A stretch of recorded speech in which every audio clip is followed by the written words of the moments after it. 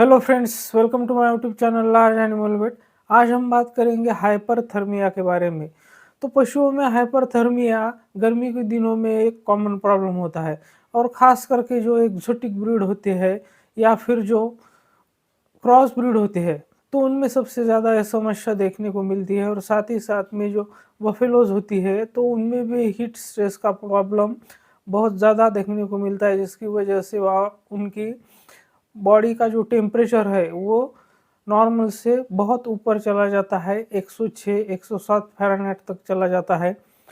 तो इस पर क्या इलाज है, हमें इसको कैसे मैनेज करना चाहिए, इसी के बारे में आज हम विस्तार से चर्चा करेंगे।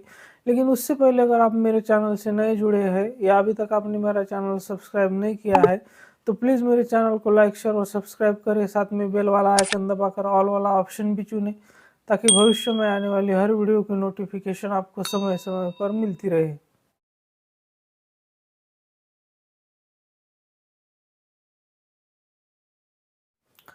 हाइपरथर्मिया क्रॉसब्रीड कैटल या फिर जो एक्जोटिक कैटल होते हैं उनमें ज़्यादातर मात्रा में देखने को मिलता है, क्योंकि जो इंडिजिनस कैटल होते हैं तो उनमें हीट टॉलरेंस उनके मुकाबले अधिक ज़्यादा होता है। मतलब जो क्रॉसब्रीड कैटल होते हैं और जो इंडिजिनस कैटल होते हैं, जो जेबू कैटल होते हैं, उनके अगर हम कंपेयर करें तो जेबू कैटल जो होते हैं तो उनसे ज़्यादा रेजिस्टेंट होते हैं, उनमें ज़्यादा हीट टॉलरेंस होता है। और साथ ही में बफेलो जो है वो भी हाइपरथर्मिया का शिकार हो जाती है, क्योंकि कैटल के मुकाबले बफेलोज में जो स्वेट ग्लैंड्स होती है वो कम मात्रा में होती है और जो उनकी एकदम डार्क स्किन होती है काली कलर की तो वो ज़्यादा हीट एब्जॉर्ब करती है। साथ ही में जो उनके बॉडी पे जो हेयर कोट है तो वो ना के बराबर होता है, तो इसी वजह से उनमें भी ज़्यादा हाइपरथर्मिया का जो केसेस होते हैं वो देखने को मिलते हैं। हाइपरथर्मिया क्रॉसब्रीड कैटल या फिर जो एक्जोटिक कैटल होते हैं उनमें ज़्यादातर मात्रा में देखने को मिलता है, क्योंकि जो इंडिजिनस कैटल होते हैं तो उनमें हीट टॉलरेंस उनके मुकाबले अधिक ज़्यादा होता है। मतलब जो क्रॉसब्रीड कैटल होते हैं और जो इंडिजिनस कैटल होते हैं, जो जेबू कैटल होते हैं, उनके अगर हम कंपेयर करें तो जेबू कैटल जो होते हैं तो उनसे ज़्यादा रेजिस्टेंट होते हैं, उनमें ज़्यादा हीट टॉलरेंस होता है। और साथ ही में बफेलो जो है वो भी हाइपरथर्मिया का शिकार हो जाती है, क्योंकि कैटल के मुकाबले बफेलोज में जो स्वेट ग्लैंड्स होती है वो कम मात्रा में होती है और जो उनकी एकदम डार्क स्किन होती है काली कलर की तो वो ज़्यादा हीट एब्जॉर्ब करती है। साथ ही में जो उनके बॉडी पे जो हेयर कोट है तो वो ना के बराबर होता है, तो इसी वजह से उनमें भी ज़्यादा हाइपरथर्मिया का जो केसेस होते हैं वो देखने को मिलते हैं।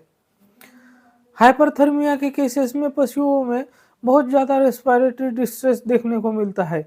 पशु पैंटिंग करने लगता है, यानी कि मुंह फाड़ कर सांस लेने लगता है। उसका जो रेस्पिरेशन रेट होता है वो बहुत ज़्यादा इंक्रीज़ हो जाता है।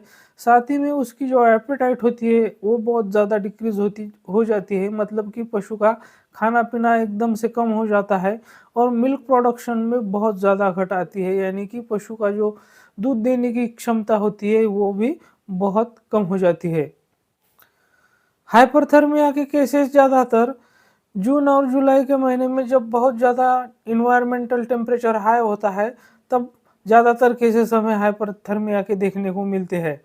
और हाइपरथर्मिया के केसेस को हमें और भी जो बाकी कंडीशंस होती है जिसमें पशु का बॉडी टेम्परेचर भी बहुत ज़्यादा हाई हो जाता है तो उनके साथ डिफरेंशिएट करना भी ज़रूरी होता है। जैसे कि जो प्रोटोजोअल डिसीज़ होते हैं बबेसिया, थाइलीरिया, तो इनको भी, और साथ ही में जैसे कि हेमोरेजिक सेप्टिसिमिया होता है तो या फिर अदर बैक्टीरियल वायरल इन्फेक्शन होते हैं तो जहाँ पर बॉडी टेम्परेचर पशु का बहुत ज़्यादा हाई चला जाता है तो उनसे हमें इसको डिफरेंशिएट करना होता है इस केस को। तो जहाँ पर हम एंटी प्रोटोजोअल ड्रग देते हैं, जो non steroid anti inflammatory drugs देते हैं, और जब पशु उनको रिस्पॉन्स नहीं देता है तो ऐसा अक्सर सिर्फ हाइपरथर्मिया के केसेस में होता है, हाई इन्वायरमेंटल टेम्परेचर की वजह से होता है।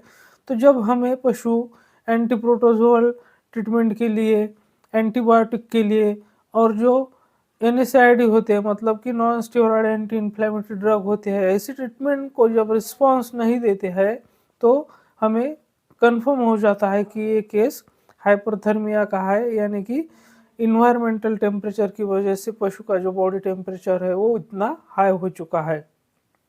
तो ऐसे हाइपरथर्मिया के केसेस में हमें 3 डोजेस जो आयोडाइज्ड ऑयल होते हैं तो उनके देने होते हैं सबकट रूट से। तो जैसे कि आप ये आईएफआरएच इंजेक्शन देख रहे हैं, ये 5 ml का इंजेक्शन है, तो जिसके अंदर 5 ml में 750 mg एलिमेंटल आयोडीन होता है। तो उस आयोडीन को हमें सबकट 3 डोज लगाने होते हैं, जो कि 24-24 घंटे के अंतराल के बाद लगाने होते हैं। तो ये काम आपके पशु चिकित्सक का है, तो ये काम आपको खुद से नहीं करना है। तो ये ट्रीटमेंट करने के बाद आपके पशु को अच्छा रिजल्ट मिलेगा और जो हाइपोथर्मिया का केस है उसका जो रेक्टल टेम्परेचर बढ़ा हुआ है वो धीरे धीरे कम होने में मदद होगी। इसके साथ ही हमें इस बात का भी ध्यान रखना होगा कि जो जहाँ पर हमारे पशु बंधे हुए हैं तो वहाँ पर इन्वायरमेंटल टेम्परेचर जो है तो उसको हम थोड़ा कम रख सके, ताकि पशु को और ज़्यादा हीट से प्रॉब्लम ना हो। तो उसकी जो एपेटाइट है उसको भी नॉर्मल रखने के लिए और जो डिहाइड्रेशन हुआ है तो उसको भी रिस्टोर करने के लिए, रिहाइड्रेट करने के लिए आपके पशु चिकित्सक के सलाह के अनुसार उसका ट्रीटमेंट करना होगा। तो मेरे साथ बने रहने के लिए आपका बहुत बहुत धन्यवाद।